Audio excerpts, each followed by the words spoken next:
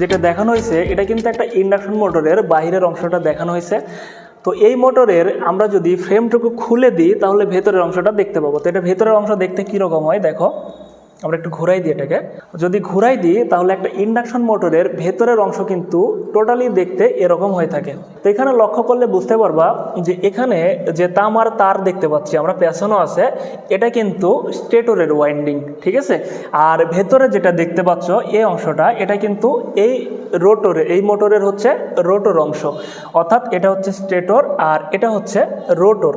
আর এখানে যে রোটরটা ব্যবহার করা হয়েছে এটা কিন্তু স্কুইরেল কেজ রোটর ব্যবহার করা হয়েছে। তার কারণ হচ্ছে এখানে দেখো মাঝখানে যে স্লটগুলো দেখা যাচ্ছে এখানে কিন্তু মোটা মোটা তামার বার ব্যবহার করা হয়েছে এবং এই অংশটাকে শর্ট করে দেওয়া হয়েছে, ঠিক আছে। এই অংশটাকে শর্ট করে দেওয়া হয়েছে, সুতরাং এটা হচ্ছে একটা স্কুইরেল কেজ রোটর ব্যবহার করা হয়েছে। তার মানে এই টোটাল মোটরটা হচ্ছে একটা স্কুইরেল কেজ ইন্ডাকশন মোটর, এখানে ভিতরের অংশটুকু দেখানো হয়েছে। এখন আমরা জানি যে একটা মোটরে স্টেটর অংশে, অর্থাৎ একটা ইন্ডাকশন মোটরে স্টেটর অংশে সরবরাহ দেওয়া হয়, অর্থাৎ বিদ্যুৎ সাপ্লাই দেওয়া হয়। তো আমরা এই স্টেটরে 3 ফেজ বিদ্যুৎ সরবরাহ দিব, তার জন্য এখানে একটা ব্যবস্থা রাখা হয়েছে যে এই স্টেটরে যখন আমরা 3 ফেজ বিদ্যুৎ সরবরাহ দিব তখন এই রোটর ঘুরতে থাকবে। তো এটা আসলে কিভাবে ঘুরতে থাকে, তো দেখো যে আমরা যখন স্টেটর অংশে বিদ্যুৎ সরবরাহ দিব, ঠিক আছে, স্টেটরে যখন আমরা বিদ্যুৎ সরবরাহ দিব তখন এখানে এক ধরনের চুম্বক ক্ষেত্র তৈরি হবে, কারণ এটা একটা পরিবাহী। আর আমরা যখন এখানে সরবরাহ দিব এখানে কি হবে, চুম্বক ক্ষেত্র তৈরি হবে এবং সেটা হচ্ছে রোটেটিং ম্যাগনেটিক ফিল্ড তৈরি হবে, অর্থাৎ ঘুরন্ত চুম্বক ক্ষেত্র তৈরি হবে। কেন ঘুরন্ত চুম্বক ক্ষেত্র তৈরি হবে, তার কারণ হচ্ছে আমরা এখানে এসি সরবরাহ দিচ্ছি, আর এসি সরবরাহ দেওয়ার কারণে এখানে কিন্তু ঘুরন্ত চুম্বক ক্ষেত্র তৈরি হবে, অর্থাৎ ম্যাগনেটিক ফ্লাক্সগুলো কিন্তু ঘুরতে থাকবে, ঠিক আছে না। আর যখনই এখানে ম্যাগনেটিক ফ্লাক্সগুলো ঘুরতে থাকবে, লক্ষ্য করো এখানে কিন্তু রোটর স্থির আছে, এখনো জাস্ট চুম্বক ক্ষেত্র কিন্তু ঘুরতেছে, ফ্লাক্সগুলা ঘুরতেছে, আর রোটর কিন্তু তখনও ফিক্সড স্থির। তো যখনই রোটর স্থির থাকবে আর চুম্বক ক্ষেত্রগুলো ঘুরবে, অর্থাৎ ফ্লাক্সগুলো ঘুরবে, তখন ম্যাগনেটিক ফ্লাক্স এবং রোটরের মধ্যে এক ধরনের আপেক্ষিক গতি তৈরি হবে। আর ফ্যারাডের যে সূত্র, ফ্যারাডে সাহেব যে সূত্র দিয়েছে, এখান থেকে আমরা বলতে পারি যে যখনই একটি পরিবাহী এবং চুম্বক ক্ষেত্রের মধ্যে আপেক্ষিক গতি তৈরি হবে তখনই কিন্তু ওই পরিবাহীতে ভোল্টেজ ইনডিউসড হবে, ঠিক আছে না। তো যেহেতু রোটর একটা পরিবাহী, এখানে যখন ঘুরন্ত চুম্বক ক্ষেত্র তৈরি হচ্ছে এবং তার মধ্যে এবং রোটরের মধ্যে যে আপেক্ষিক গতি তৈরি হচ্ছে তার কারণে কিন্তু এই রোটরে এক ধরনের ভোল্টেজ ইনডিউসড হবে। মূল কথা হচ্ছে যে এই রোটর এই ঘুরান্ত ফ্লাক্সগুলোকে কর্তন করবে এবং রোটরে ভোল্টেজ ইনডিউসড হবে। এবং রোটর যেহেতু এখানে তামার বার ব্যবহার করা হয়েছে এবং সেটা একটা পরিবাহী হওয়ার কারণে তার মধ্য দিয়ে কিন্তু কারেন্ট প্রবাহিত হবে। আর যখনই রোটরের মধ্য দিয়ে কারেন্ট প্রবাহিত হবে তখন রোটরে টর্ক উৎপন্ন হবে, আর যখন টর্ক উৎপন্ন হবে তখন তো রোটর ঘুরতে থাকবে, আর রোটর যখন ঘুরতে থাকবে তখন রোটরের সাথে কাপলিং করা আছে, দেখো শ্যাফট, এই যে শ্যাফট, রোটরের সাথে কাপলিং করা আছে শ্যাফট। তো রোটর যখন ঘুরবে তখন কিন্তু শ্যাফটও ঘুরতে থাকবে। আর এভাবেই কিন্তু আমরা যখন স্টেটরে বিদ্যুৎ সরবরাহ দিয়ে থাকি রোটর অর্থাৎ শ্যাফট ঘুরতে থাকে। বোঝা গেছে?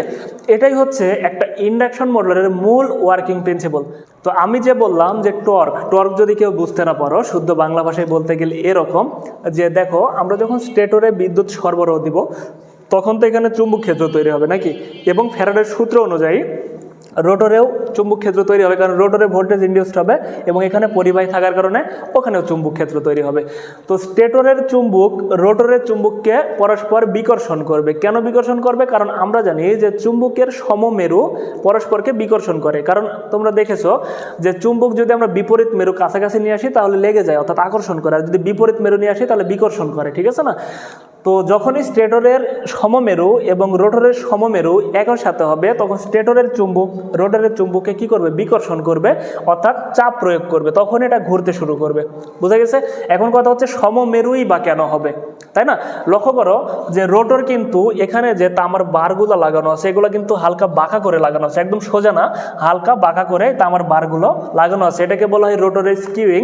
এই হালকা বাঁকা করে লাগানোর কারণে রোটর এবং স্টেটরের চুম্বকের মধ্যে বিপরীত মেরু না বরং সমমেরু তৈরি হবে। আর সমমেরু তৈরি হলে এখানে একটা গতি পাবে এবং রোটর ঘুরতে থাকবে। বোঝা গেছে? তো এটাই হচ্ছে একটা 3 ফেজ ইন্ডাকশন মোটরের মূল ওয়ার্কিং প্রিন্সিপাল। অর্থাৎ আমরা যখন বিদ্যুৎ সরবরাহ দিচ্ছি তখন এই ইন্ডাকশন মোটরের রোটর কিভাবে ঘুরতেছে ঠিক এভাবেই ঘুরে থাকে। তো আশা করি বুঝতে পারছো সবাই।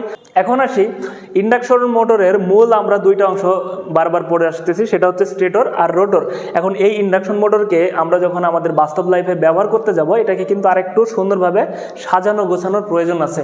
তো সেই জিনিসগুলো এখানে দেখানো হয়েছে। যেমন আমি প্রথমে বললাম এটা হচ্ছে শ্যাফট, কারণ একটা ইন্ডাকশন মোটরের শ্যাফটেই কিন্তু লোড থাকে, ঠিক আছে? তো এটা হচ্ছে শ্যাফট, আর এই শ্যাফটের এই যে এখানে যেটা আছে এটা হচ্ছে বিয়ারিং, কারণ শ্যাফট যখন ঘুরে এটা খুব স্মুথলি যেন ঘুরতে পারে এর জন্য কিন্তু এখানে বিয়ারিং ব্যবহার করা হয়। আর 3 নম্বরটা রোটর, এটা আমি আগেই বললাম, এটা হচ্ছে রোটর। আর 4 নম্বরটা হচ্ছে দেখো রোটর ইন রিং, মানে রোটর এখানে শেষ।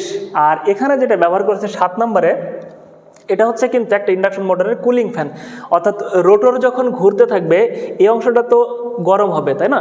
তো যখন গরম হবে তখন এখানে যে কুলিং ফ্যান ব্যবহার করা হয়েছে, এই যে দেখো এখানে ফাঁকা রাখা হয়েছে, এই দিক দিয়ে বাতাস ঢুকে যেন এটাকে ঠান্ডা রাখতে পারে, এর জন্য কিন্তু এই কুলিং ফ্যানটা ব্যবহার করা হয়েছে। আচ্ছা, এরপরে দেখো এই যে 10 নম্বরে আমরা লক্ষ্য করলে বুঝতে পারবো, এটা হচ্ছে টার্মিনাল বক্স। অর্থাৎ এখান থেকে আমরা 3 ফেজ সরবরাহ যেন মোটরে খুব সুন্দরভাবে দিতে পারি এর জন্য একটা ব্যবস্থা রাখা হয়েছে এখানে। এরপরে এখানে যেটা আছে সেটা হচ্ছে 8 নম্বর ফ্যান কভার। অর্থাৎ এখানে যে ফ্যান ব্যবহার করা হয়েছে কোনো রকম যেন দুর্ঘটনা না ঘটে এর জন্য এখানে একটা কভার ব্যবহার করা হয়েছে। তো ফাইনালি এভাবেই কিন্তু সাজিয়ে গুছিয়ে একটা ইন্ডাকশন মোটরকে ফাইনাল ব্যবহারের জন্য প্রস্তুত করা হয়ে থাকে।